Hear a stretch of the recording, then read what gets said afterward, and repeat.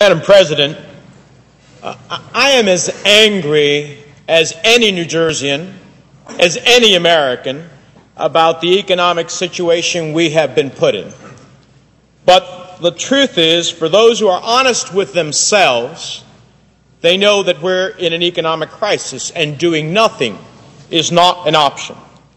If we don't get credit flowing again, businesses won't be able to operate, people in our neighborhoods will lose their jobs, and getting a loan for a car, an education, or a home will become increasingly difficult, if not impossible.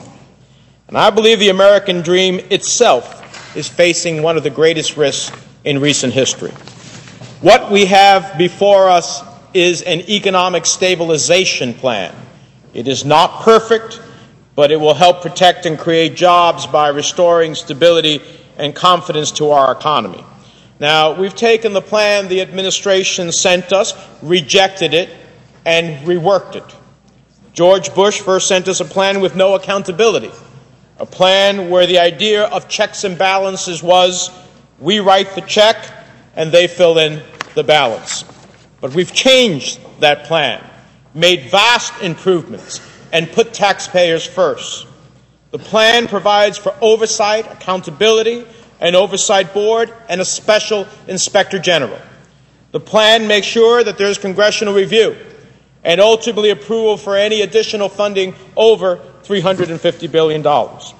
In this plan, taxpayers will be treated like investors. If we take on a risk, we will be given warrants, will be the equivalent of a shareholder, given a stake in any future profit that might lie ahead for that company. If we step in during the decline, taxpayers must be allowed to share in the profit. So the plan is structured to reward taxpayers with profits while protecting them from losses. This plan says there will be no more golden parachutes. The people who led us into this mess cannot be rewarded for failure. Besides strengthening our economy's foundation, it creates jobs, provides relief for struggling homeowners, and will help small businesses access credit, the small businesses that create 75% of America's jobs.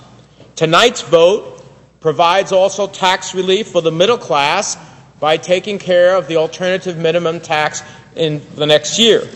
It pushes for loan modifications to help struggling homeowners stay in their homes and stop property values from falling in our neighborhoods. And this vote tonight invests in America's renewable energy to drive down gas prices and create American jobs that can't be outsourced. Now, this plan isn't perfect, but it is necessary. We still have a long way to go towards tackling the root of this crisis, which is the housing market, and I hope we'll set the goal of saving at least 1 million families from foreclosure. And we still have a long way to go to establish the strong regulatory enforcement that I have called for in the past that prevents the kinds of abuses that got us into this situation in the first place. But again, doing nothing is not an option. Jobs are on the line, people's cars, houses, and educations are on the line, and those who would reject this plan tonight out of ideology will be punishing not the CEOs, but hundreds of thousands of Americans who will lose their jobs. Madam President, I'm going to heed the call of Senator Obama. It is time for us to come together and act in the best interests of this country. Clearly, we're experiencing unprecedented times. I, along with some of my colleagues, warned many times in the past about the gathering specter that irresponsible lending posed, but we were dismissed as alarmists. This is one instance where I wish I had been wrong.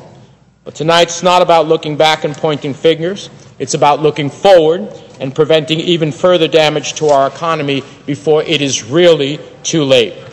Tonight's about keeping the American dream stable enough that we can make it a solid promise for tomorrow, and that's why I will be voting yes. Madam President, I yield the floor.